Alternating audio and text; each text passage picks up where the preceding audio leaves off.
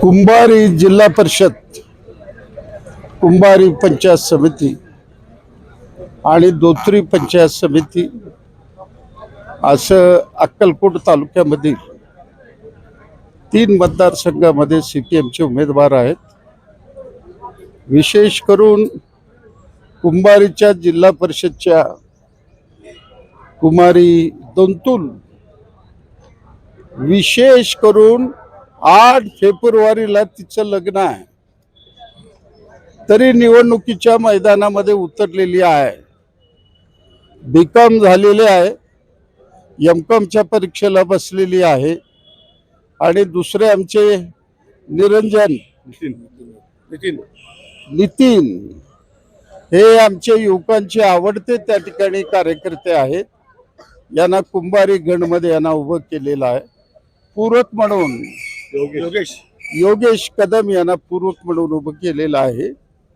तर दुपारी 2-2:30 वाजेपर्यंत त्या धोत्रेच्या महिला OBC मध्येही उमेदवार उभं राहील। अशा पद्धतीने चपळगावमध्ये स्वामी म्हणून उमेदवारी अर्ज भरू लागलेला आहे। सांगोल्यामध्ये कोणता मतदारसंघ? चोपडीमध्ये काय नाव आहे बोलत अतुल।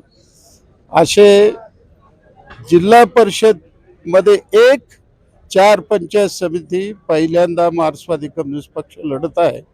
मला विश्वास आहे कुंभारी जिल्हा परिषद मध्ये या वेळेला लाल झेंडा फडकल्याशिवाय राहणार नाही।